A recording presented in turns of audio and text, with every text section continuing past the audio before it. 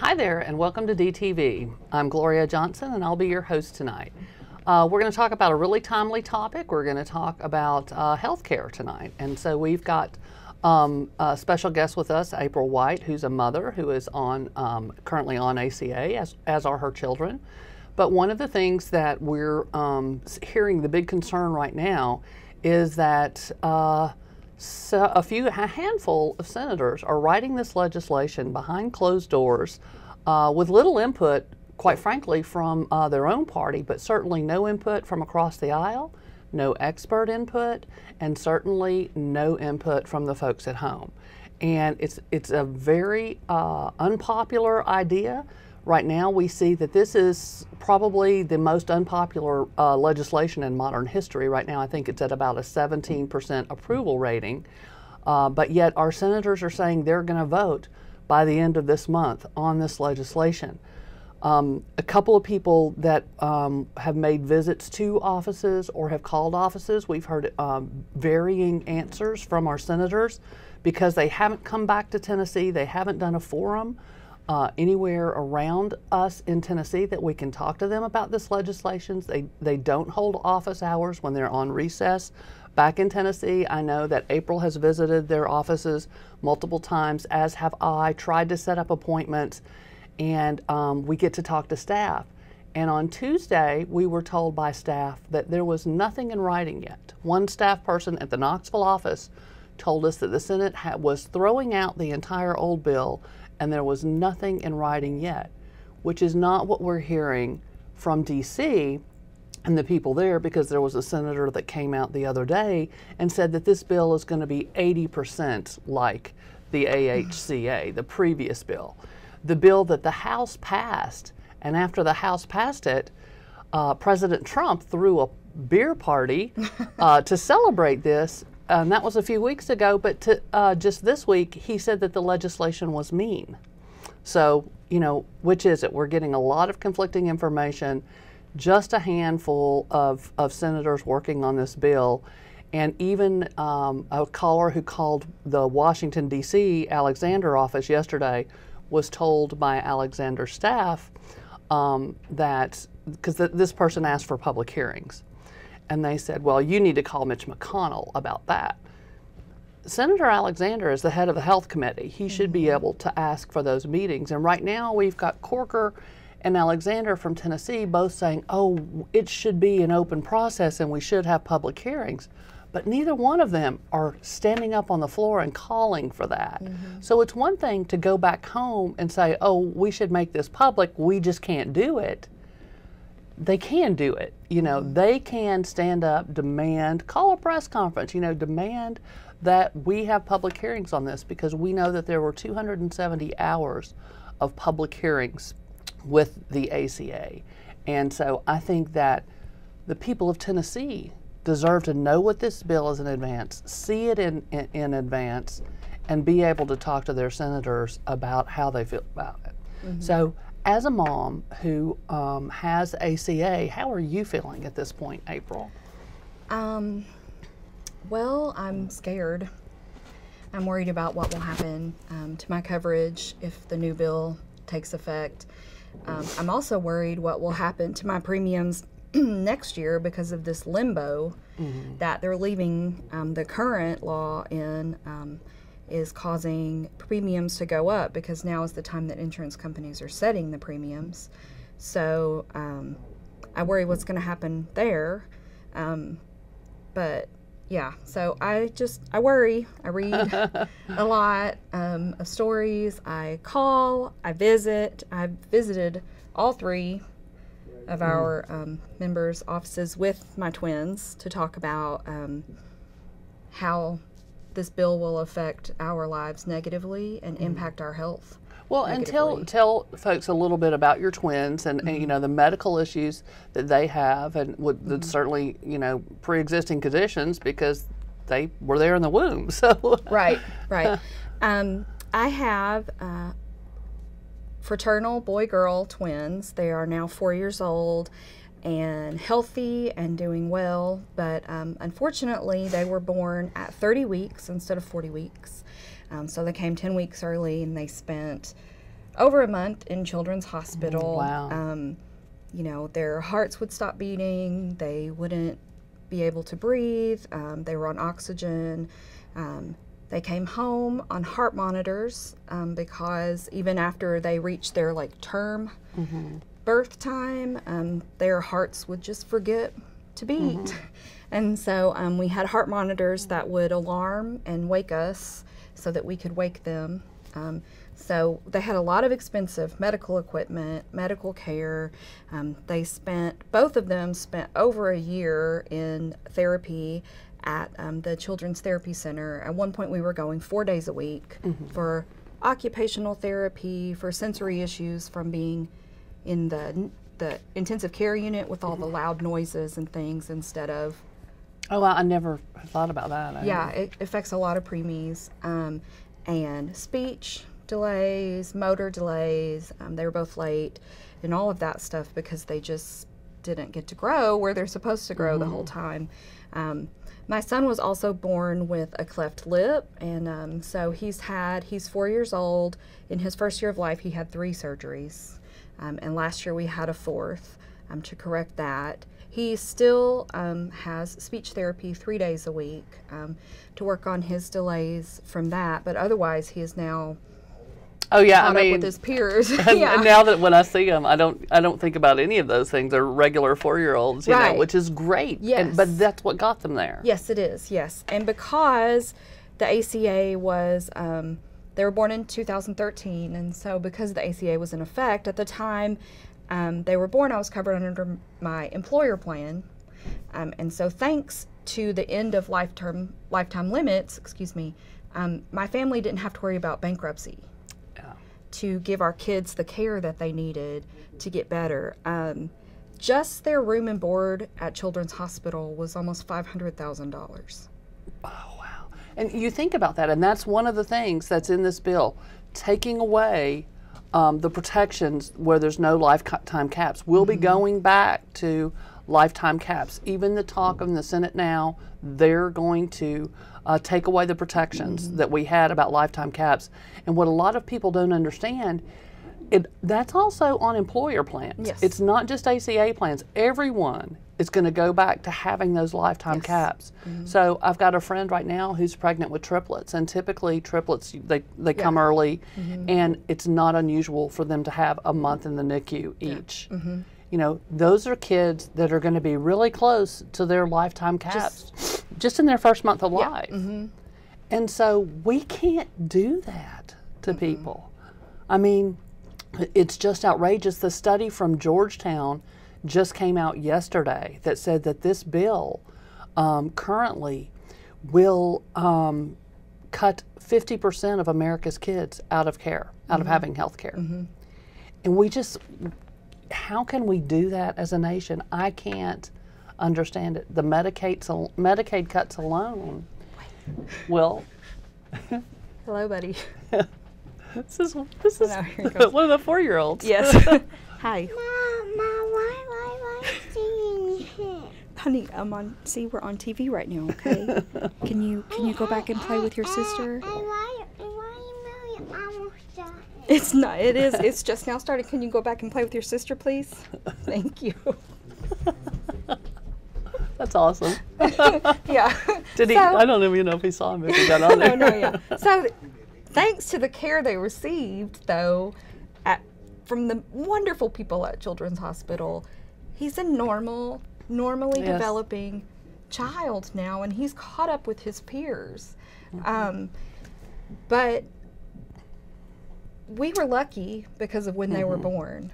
But right now, there's somebody who may not be as lucky because their kids are going to be born under this new law if it passes. And they'll be faced with giving their children the care they need to give them the best start in life, or bankruptcy.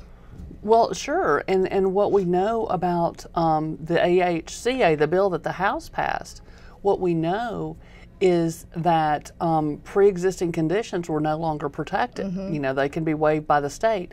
What we're hearing about the Senate law, which again, it's not written down. We haven't seen it, but rumors are Right. that they're going to keep the covering pre-existing conditions. But the problem is, what they're saying is they're going to take away or waive the 10 essential health benefits. Well, those 10 essential health benefits are the things that cover those Right. pre-existing conditions. It's medication, it's testing, it's hospitalization, it's maternity care, it's prenatal care, and childbirth. So we know in Tennessee, 40 to 50% of women who give birth use Medicaid funding Yes. for that. And we're going to cut $800 billion of Medicaid funding. You know, we already have a child mortality problem in the state of Tennessee, Yes. one of the highest. We're just going to make that worse. I mean, everything we are doing or considering doing is going backwards. Yes. And, you know, I talk to so many families who are scared to death of what's going to happen. You know, I've got friends who are cancer survivors, but I've also got friends in the middle of their cancer treatment.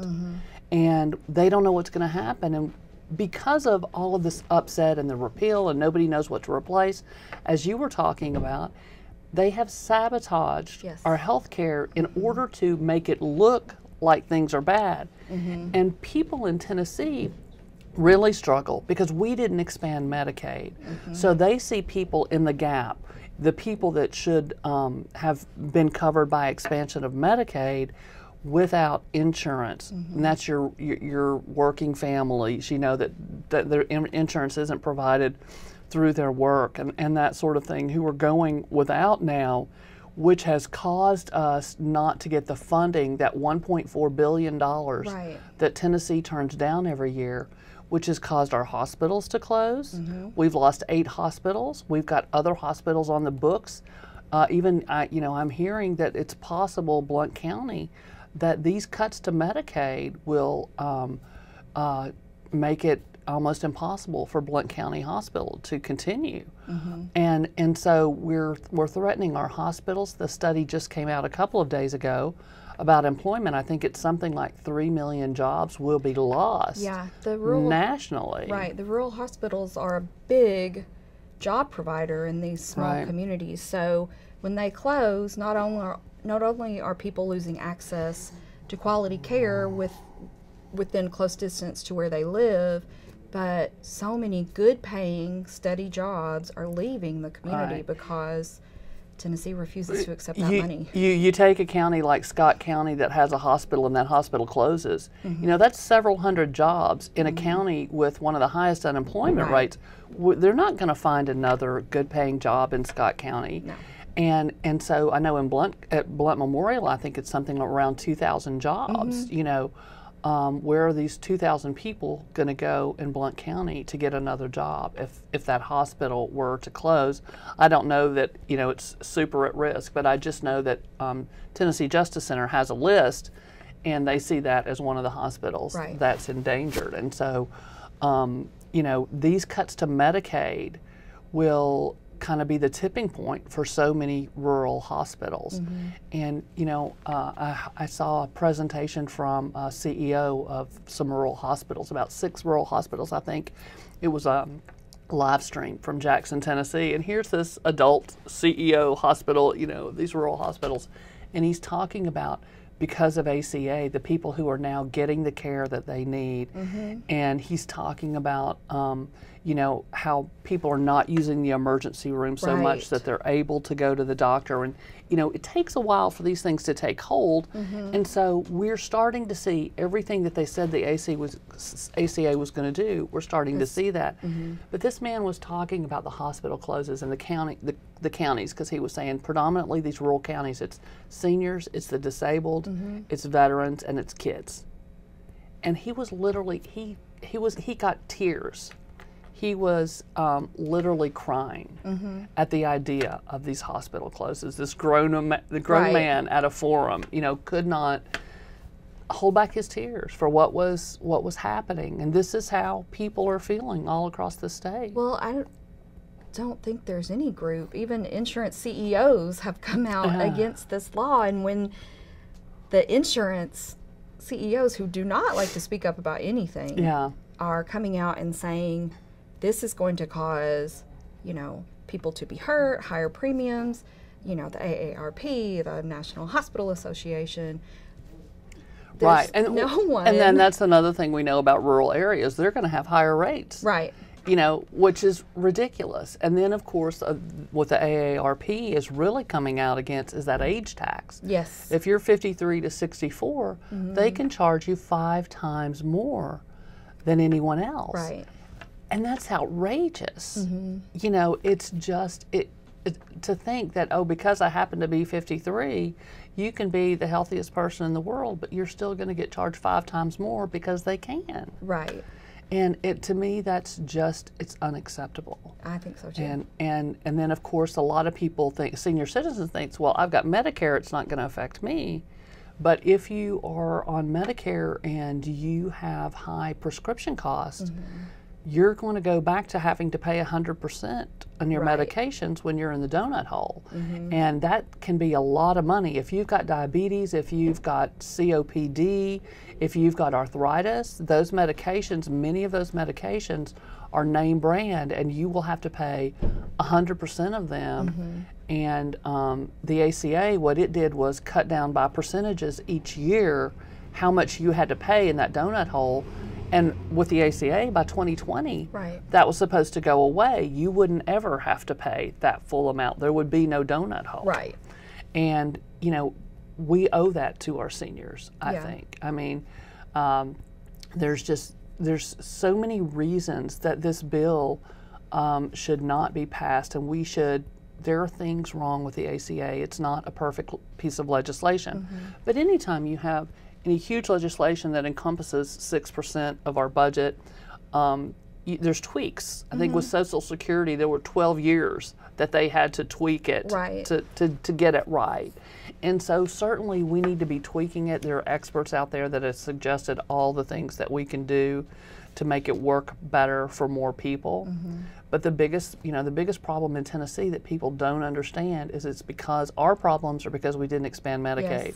If you go to a state that worked with the federal government and expanded Medicaid, they might have 15 providers, and we are struggling for providers because of the sabotage and because of our Tennessee laws, not because of the ACA.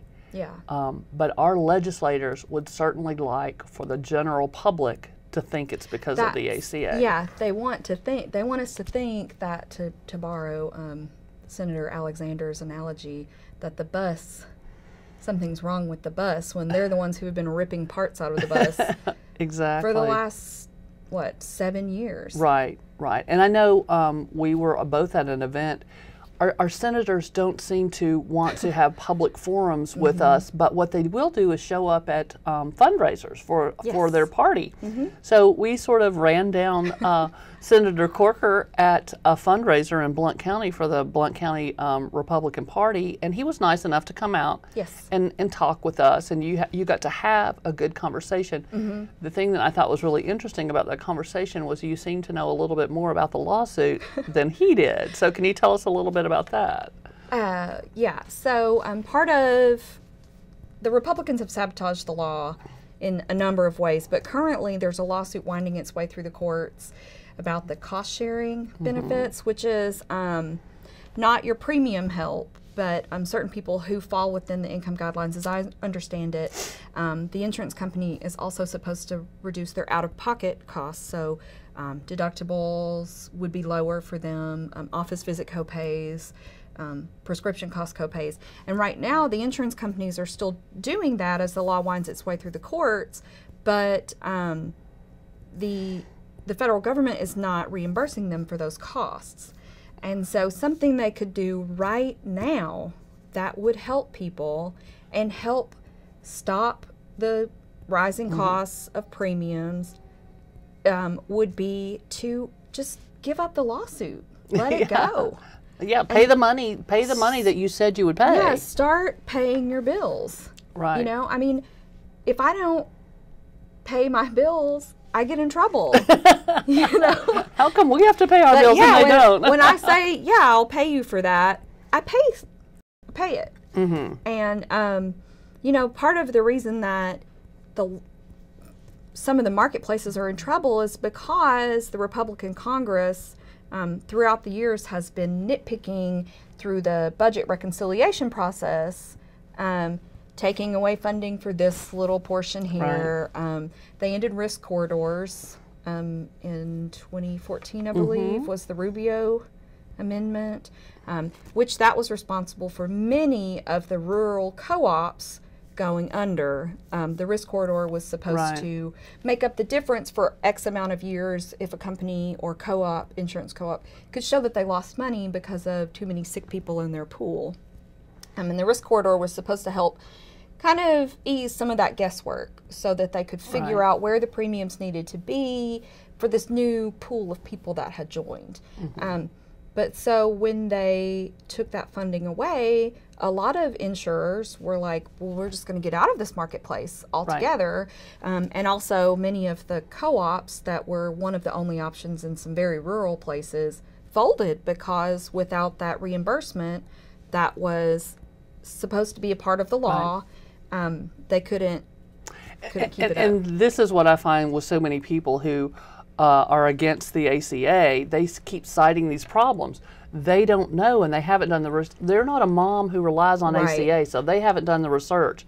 They don't know all the wonky stuff about how the GOP has sabotaged this legislation to ensure that it doesn't work, so they can make this now ploy. They can say, And I think another thing that we haven't mentioned, which I think is definitely bears mentioning, is that these more than $800 billion cuts to Medicaid they didn't have to be any part of the ACA. No.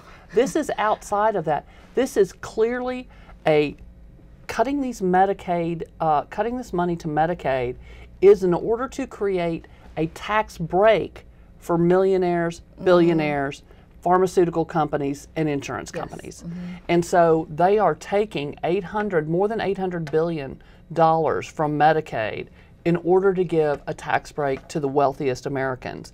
And we know that 400 American families will get a $7 million tax credit because of this legislation as it is. And so we're taking money from Medicaid, which is the disabled, veterans, children, funds people in nursing homes, and children to a large degree, and moms, you know, maternity care. So what in the world are we doing? You know, how in the world is this a good idea? This is not who we are. Right. In my opinion. I mean, when I saw that thing that 50% of the kids will be at risk of losing insurance or losing health care in this country, I just thought, well, he's right. It is a mean bill. Yeah. And when they passed it, when the House passed it, they were smiling and grinning and high-fiving and you know, clinking their beers. I'm just thinking, who are you? Because that's not the American people. No, I mean, you know, you left coal miners in the dust. You're leaving kids in the dust. Yeah. You know. Yeah, we have a responsibility to children. I think we do to everyone. To everyone, but to children especially, like,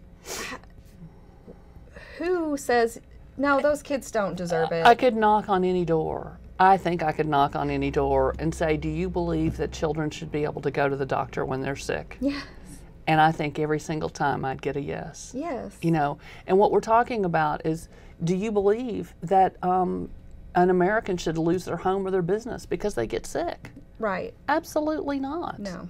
You know? But that's where we're headed, back to the bad old days. Yeah, and I don't think a lot of people remembered, and sometimes I see people on TV and I meet legislators, and I know a lot of legislators. They can't tell me one person they know who's uninsured. Used to, you know, 5 years ago, I could name 100. Yeah. You know, today, I can't name that many. I can still name some because of the people who were in the gap. Right. But my friends who were hairdressers and musicians and artists and self-employed, you know, this has done so much for self-employed people, where it's allowed people to start their own business because now I can have insurance. They feel that. I remember at a time I was teaching, I was also doing tutoring on the side because you're a teacher, you need to make extra money. Right. So I was doing tutoring on the side, and I was doing so much tutoring, I was thinking, gosh, you know, I could just tutor, start my own business. But then I went, I've got to have health care Right. because I have a pre-existing condition. Yes. Mm-hmm. And so I knew I could not get health care at that time because there was no ACA. But it just freed up people. You know, and I talked to so many moms who have businesses in their homes, and, you know, they're able to stay home, you know, do child care with their kids and also run their business. Mm-hmm. This has been great Because for our they country. knew they could get affordable care. Right, and they didn't have to Yes. worry about that pre-existing condition, which it can be anything. And that's another thing when you talk about one of the horrible things for me is going back for women to Right. being a woman is That's a pre-existing just- yeah. condition. Yeah. You know, and it's still going to be, because if they take away those 10 essential health benefits, that's maternity care, that's, you know, prenatal care, all of that stuff. And I just think that that is absolutely unacceptable. You know, Yeah. it's funny, I heard actual men in Congress say that, well, I shouldn't have to pay because I'm not going to need, you know, maternity care. Well, whatever he has, I'm not going to need either. Yeah. It's not your world and we live in it. The You know, whole- we're a community. Right. Well, my house didn't burn down, so I'm not going to pay my home insurance premiums. That helps pay for some, you know, somebody who Right. did lose their house. Yeah. Like, that's not how it works. It works, you put money into the pool when you're healthy Yeah. so that it's there when you do need it. When you live on your island alone, you Yeah. can do that. But we all rely on each other. We rely on a community. We want our community to be great. We want Right. Knoxville to be a great place to live. We want Tennessee. It is a great place to live. But, you know, if we want to be the strongest country in the world, we need to be the healthiest country in the Yes. world. And I think that we hear that a lot. But probably should stop and talk a little bit about action. You said you visited the office. It's very easy to do. It's right? very easy to visit the office. I usually will write a letter, a short letter, and leave it with them. And then if you're nervous about talking, you can even just read the letter to them if you want. But visiting the office is probably one of the most effective things you can do. I call daily, email, faxes, even written letters. But I find the office visits to be the most effective as far as like response back from the staff. But Yeah, and if you want to know, there's some events happening tomorrow, well, Friday at noon, I guess it will already have happened, but the Knox County Democratic Party and the Blunt Young Dems are going to have a press conference in front of Alexander's office to kind of get this information out there and talk about it. But also on Wednesday the 21st, there's going to be a die-in. We're meeting at Market Square at 6 o'clock, and people are going to make headstones that Right. have like their pre-existing condition or something like that, and we're going to stage a die-in to show what's at stake. I mean, people stand to lose their lives, and so we need you to call your senators. We need you to write your senators. Another great thing to do is write a letter to the editor about how you feel about this health care. Because you can write a letter and shoot it off on email and they can get it in relatively quickly. But they're talking about voting before July 4th. And so we need to do everything we can to make sure they wait on that and to make sure that they have public hearings first so we can talk about this, because they haven't involved experts and they haven't involved the American people. And I just think moms like April with their 2 kids, she's very busy, but she's out there fighting for this because it's important to her family. And there's so many families in Knoxville that will be affected by this. So please write your letters and make those calls and do everything you can to make sure that we stop this legislation from being rammed through. But thank you guys so much for being here, and we will see you next time on DTV.